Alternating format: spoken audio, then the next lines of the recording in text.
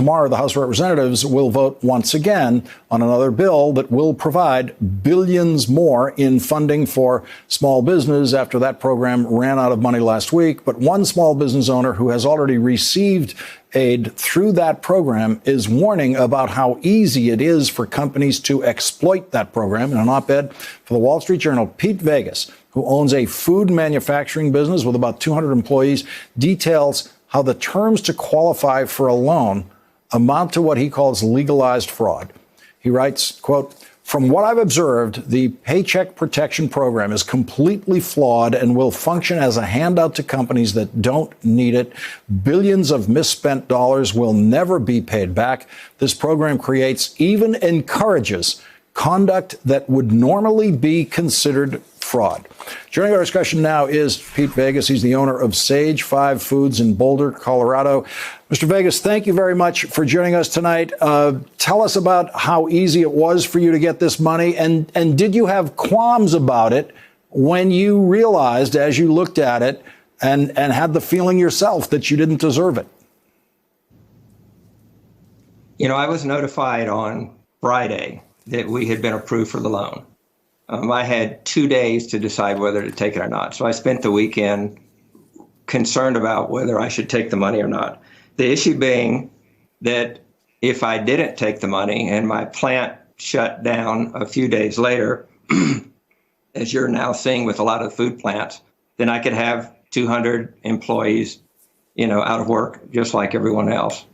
So I took the loan. There's a statement in the loan that's very vague in the loan application, and it's really the only one that you have to sign off on.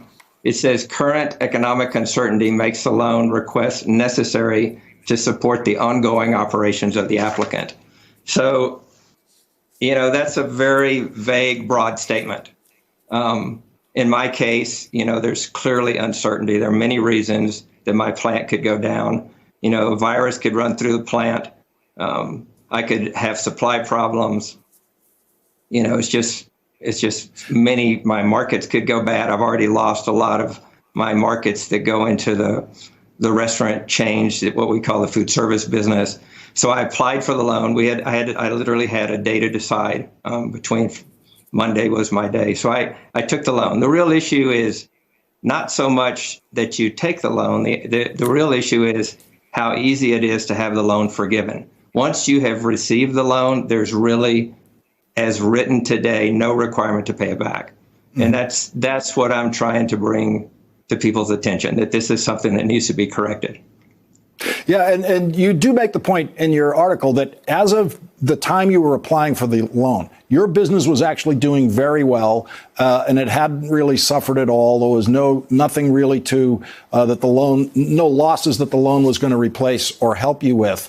And I've studied the requirements for this too, because I've been shocked at who qualifies for it, how easy it is to qualify for it, and that issue that you referred to on the payback, it's very clear that the way this is written, most recipients are never going to have to, even be required to, pay back these so-called loans. These are really gifts.